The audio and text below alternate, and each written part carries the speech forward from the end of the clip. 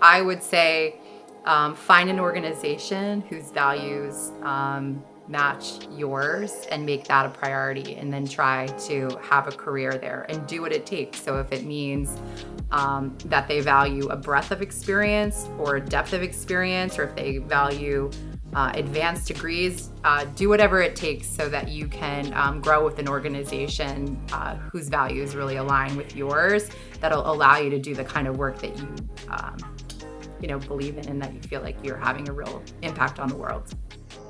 Hey everyone, welcome to the Modern Customer Podcast. I'm your host, Blake Morgan. Today, my guest is from the auto industry. And guys, it is hard to get folks from the auto industry to want to talk about what they're doing, but I found someone who really did enjoy being open and chatting with me. I have Bridget Hanrahan on the show, the Associate Director of Marketing Operations at Subaru of America. She's been with Subaru since 2013. She's served a bunch of different roles, including National Parts and Service Marketing Manager. She currently does a lot with experiential marketing, which is what we're going to be talking about in field operations. She's been in the auto industry for quite a while, working with major car companies like Nissan, VW, Audi. She has a degree in economics, and she lives in New Jersey with her husband, Nate, daughter, Emma, and their dog, Maple. We talk about the Subaru brand promise. We talk about experiential marketing. And we talk about what the modern customer is looking for in a car and in a relationship with an automaker. Let's get to this episode.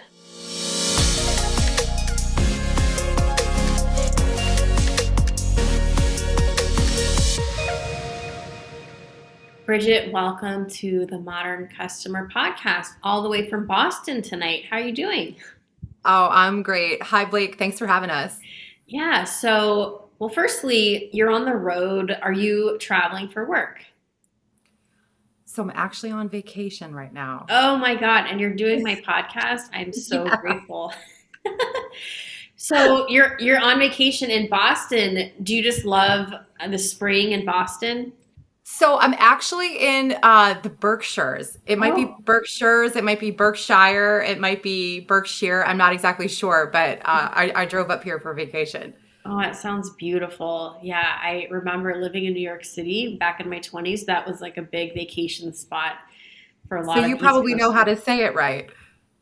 I never went there, I don't think. Okay. But I do get quite confused with like the Pennsylvania mountains and yeah. I mean, I went back to California and now at least I know a little bit more of what I'm talking about when we think about like going skiing. Is skiing your thing? So skiing is not my thing, but it's a huge thing for Subaru owners. It's absolutely tremendous. Yeah, so let's talk about the Subaru owner. I mean, your ads are gorgeous. Um, I get a very like outdoorsy millennial vibe, very family oriented. I mean, that's clearly your brand is all about love. And I mean, you have some really great accolades, including being the most trusted brand 7 years running, according to Kelley Blue Book. And I mean, I could go on and on. You know, brand loyalty is very high. Let's just start off with introducing our viewers and our listeners out there to Subaru, those who might not know about the car company and what it stands for. Well, thank you. Thank you so much. Yeah. So my name is Bridget. I work for Subaru of America. We are at any given moment somewhere between the seventh and the ninth biggest car company in the United States. So what we're historically known for is being out there and making all-wheel drive vehicles that were really at the center of your life. It helped you kind of co-create the experiences that you wanted to go have and go live. And so that's really the background of the brand. And you are the associate director of marketing operations, but you've been in the auto industry for a really long time, and you've been at Subaru. You've had a few different roles.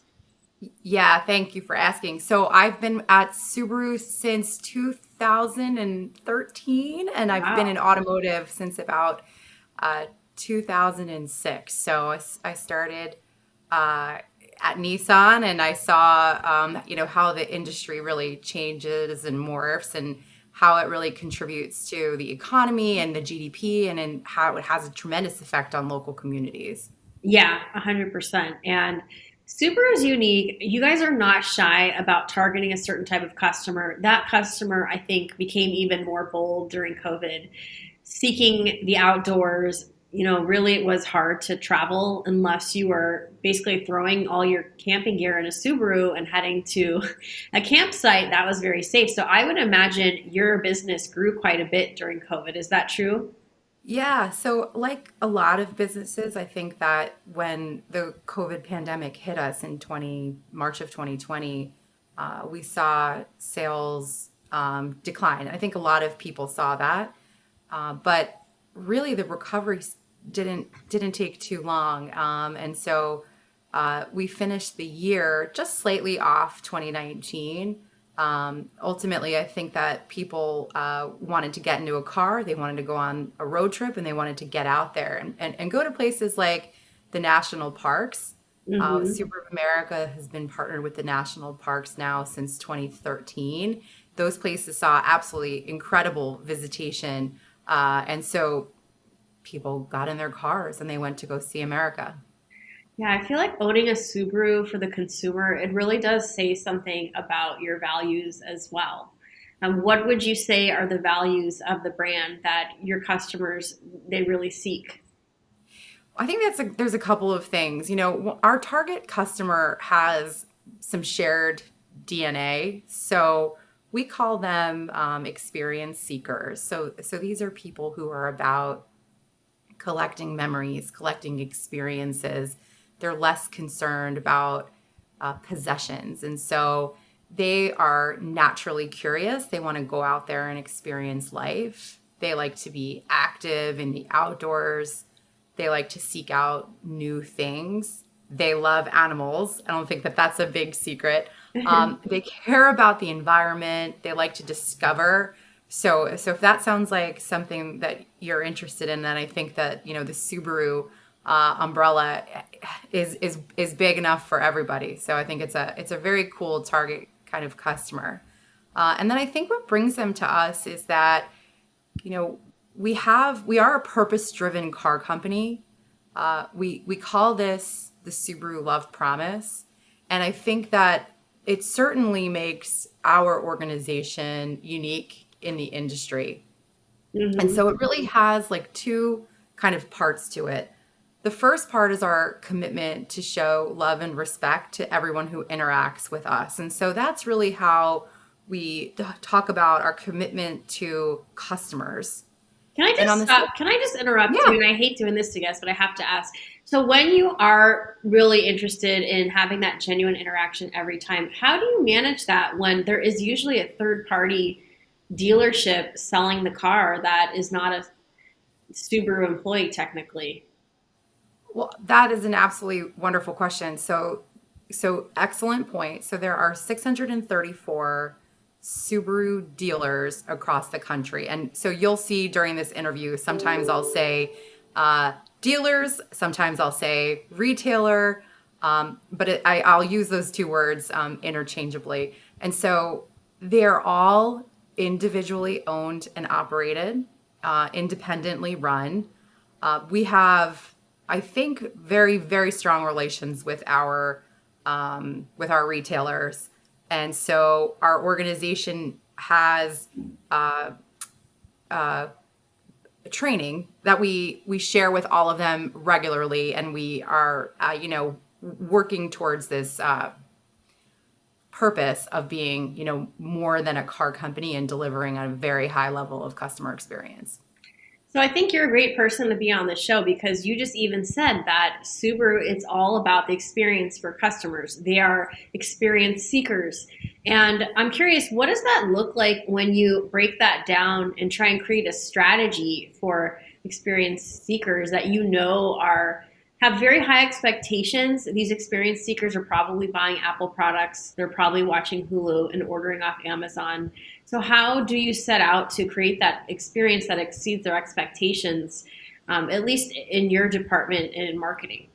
Yeah, that's an excellent question. So, in our organization, on the marketing side of things, I mean, I think we're very focused on the people who buy our cars. What do they care about? Really, and that has really shaped the second part of our company's purpose, which is the love promise community commitment. And so I mentioned a moment ago that we have 634 retailers. Subaru of America and our retailers, we work together on this, and we are out there trying to make the communities where we live and work a better place. And so I'll give you an easy example. So a lot of people, when they think about Subaru, they associate us with dogs, right? Oh, okay. And that's really comes from customer insights of facts that we know about the people who are buying our cars. They 68% of them have a pet. They at least 50% of them have a dog, and that is all research that was done pre-pandemic. So we have been focused on this area for 20 years. We've been partnered with the ASPCA, and then we have loads of initiatives that like kind of ladder up to initiatives helping animals. Mm-hmm. That's interesting. So customer insights. So tell us about how you run customer insights and what kinds of data you're looking to glean. Great question. Yeah, so we have a wonderful market research team and analytics team, and they help us. They talk to our owners regularly to gain insights to see if anything's changing. What kind of things are they passionate about? What kind of topics do they care about? And that's where we go to look and say, okay, well, if we are going to develop a new approach, if we're going to, put money into a new space, that's where we start, is with that team. And do you go into the call center? Do you call them? Do you email them? Like, what does that look like? Oh, that's a great question. Yeah, so I don't actually go into the call center. We have an amazing team that runs our call center.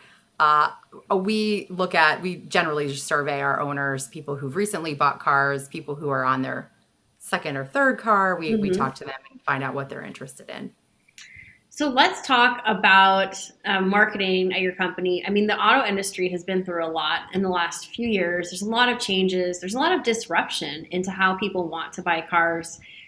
Tesla has really disrupted the industry in a major way with EVs and even just the car buying process online.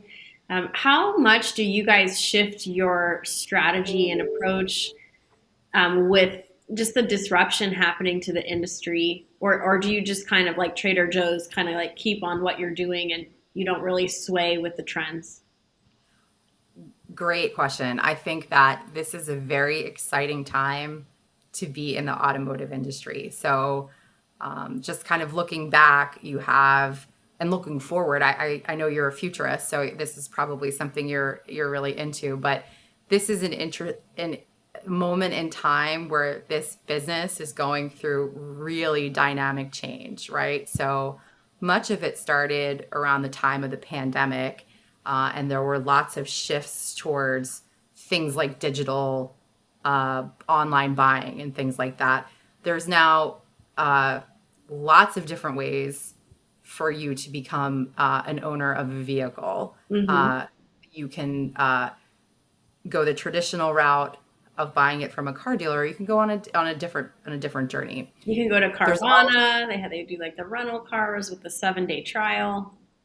Yeah, but you're not going to get the experience. You're certainly not going to get an experience from the same as maybe working with one of our retailers who are leaders in their community.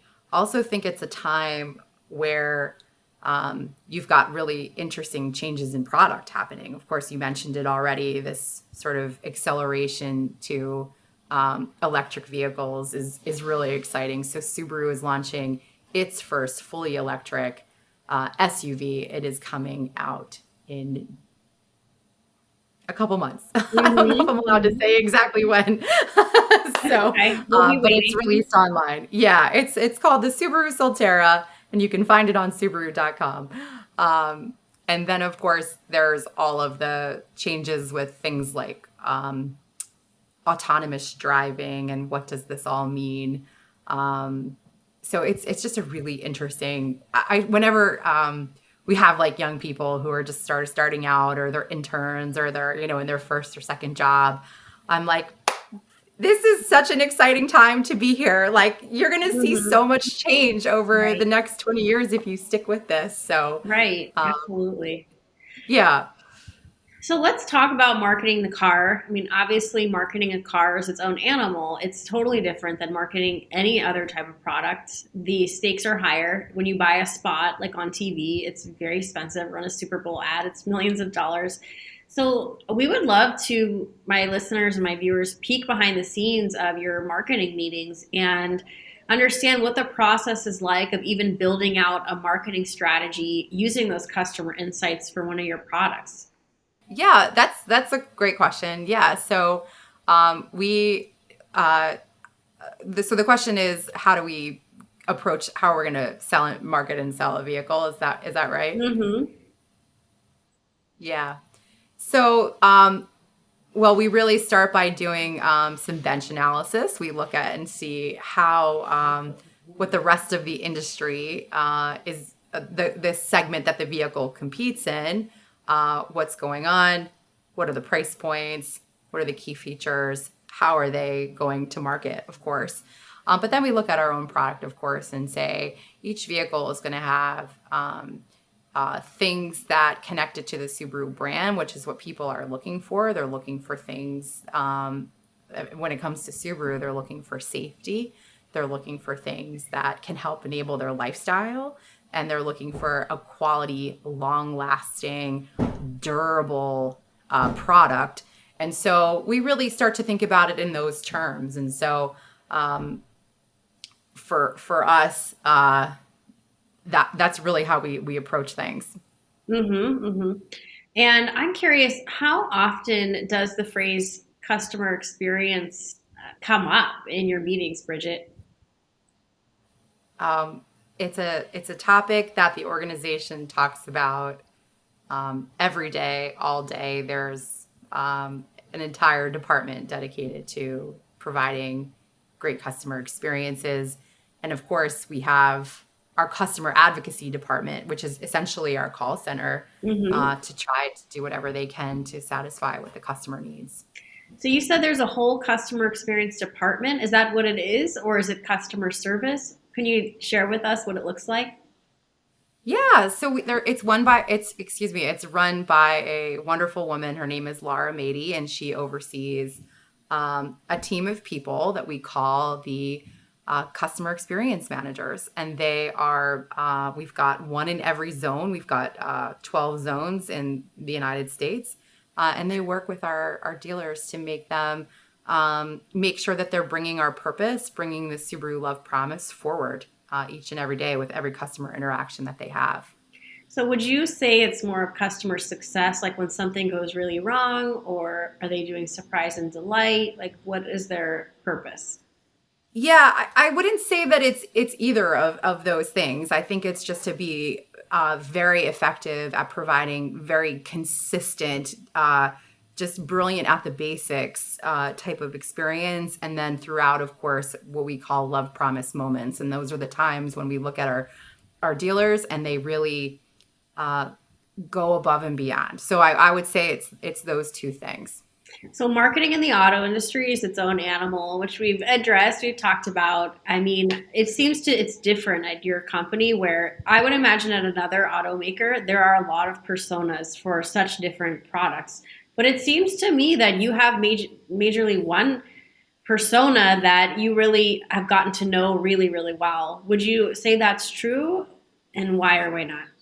Yeah, I would say that that's largely true. I mean, the things we talked about earlier about the common DNA that these folks have, sometimes it might be in a different life stage, or it might skew a little bit more male or a little bit more female. But essentially, those in kind of core ingredients don't change. Mm-hmm, mm-hmm. And as far as your role in marketing, like what you're in marketing operations, so what does it look like every day that you're doing? Oh, so well, every day is pretty exciting. We work on the brand, so we work on a lot of the partnerships that we have with amazing nonprofits. National Park Foundation, a new one, Adopt a Classroom, ASPCA. We work on product launch. So just what we talked about earlier, where we figure out what are the attributes of this vehicle that we want to talk about and how are we going to message this and really bring it to market in a way that's going to make it generate a ton of demand so we can sell a lot of them. We do experiential, so a lot of that work falls under our team, and then field marketing is another area. So we have, like I mentioned, we've got 12 zones. We've got marketing managers in each zone, and we're just trying to bring Subaru's purpose throughout all 635 retailers, and they help us do that. Okay, so Bridget, you hit on something that I want to talk more about, which is experiential marketing. Sure. What does that look like? I have to know. Well, COVID really threw us all for a loop, I would say, but it seems like things are all kind of getting back to normal. So, what we're back at ski slopes. Actually, we're Subaru Winterfest has returned to live events. We put that on pause for 2 years. Mm-hmm. We're back at auto shows. Yeah. Come and see us if you can, and if there's one in your local market. And then we sponsor a Major League Soccer team at the Philadelphia Union. And so we are out there on game days talking about all of our Love Promise initiatives and what we're doing for the area where our office is based, which is in Camden, New Jersey, in the Philadelphia area, all the things that we're doing for the people in the surrounding community of the stadium. So events are back. Mm-hmm. Yeah, experiential marketing. That's great. Yeah. And is that something that's growing even more as we look forward? Do you probably have so much budget saved up, right, from not spending any money during COVID? I wouldn't necessarily put it that way, but Okay. I think I think that there's a lot of energy, I think, for people to get back out and we want to meet them where they are. So yeah, we're back. We're happy to be back doing events and being in front of our owners and people who are like our owners, but just haven't considered us or bought us yet. So a lot of my listeners on this podcast are marketers like you. Maybe they are just setting out in their career journey. Do you have any advice for our marketers with your customer experience hat on? Just advice about something that they should look into or research as they set out to grow in their career and achieve what you've achieved? Well, that's a very kind thing to say. I would say find an organization whose values match yours and make that a priority, and then try to have a career there and do what it takes. So if it means that they value a breadth of experience or a depth of experience, or if they value advanced degrees, do whatever it takes so that you can grow with an organization whose values really align with yours, that'll allow you to do the kind of work that you believe in and that you feel like you're having a real impact on the world. Mm-hmm. That's awesome, Bridget. I love that. And I think you've definitely gone with depth since you've just been in the auto industry for so long, and now you're an industry expert, really. Well, that's very kind of you. I'm learning new things every day. That's awesome. Well, we've reached the end of the podcast, but I wanted to do a quick rapid fire round. Does that sound good to you? Sure. Yeah. All right. We'll start with our best question. What is your most embarrassing work moment? Oh, Blake. Oh my gosh. There have been too many to count. Do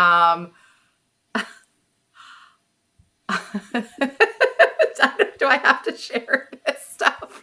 No. So many. You don't have to, but our listeners are waiting. They're eagerly anticipating because they know there's some story there that you're giggling about.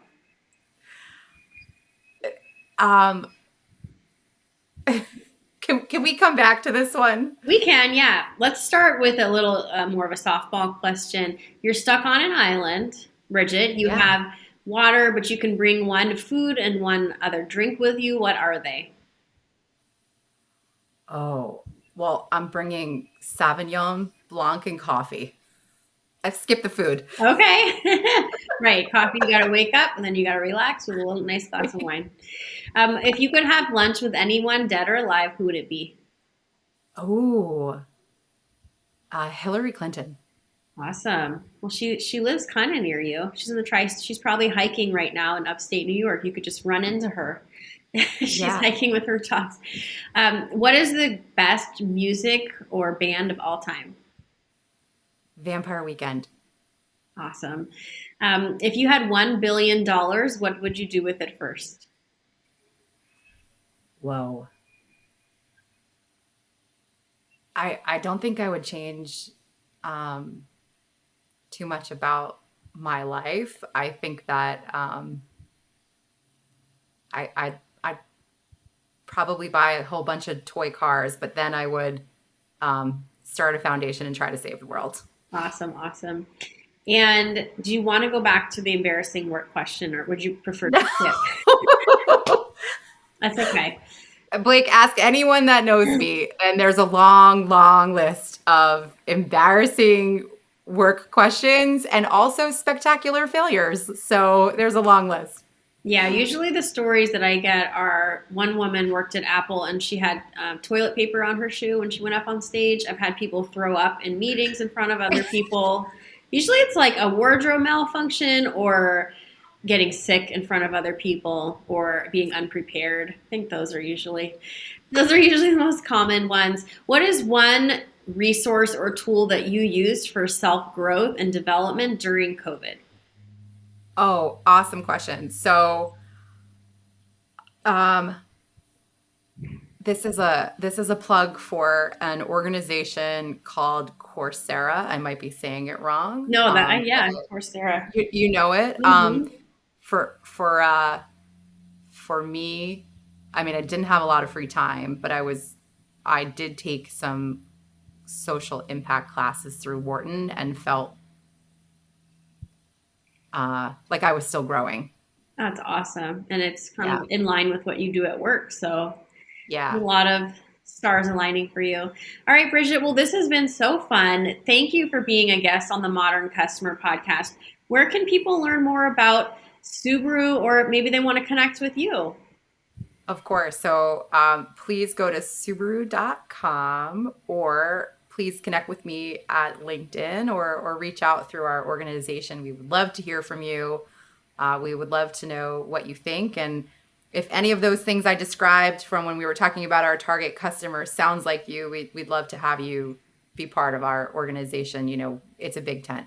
That's awesome. Well, everybody, thank you. You've been tuning in to the Modern Customer Podcast. If you can, leave my show a review on iTunes so more people will find this growing podcast. Until next time, thank you for tuning in. Thank you for listening to this podcast episode. Please subscribe and don't forget to check out my new community at customerexperiencecommunity.com. Join your peers, get access to incredible resources, and become a founding member. See you there.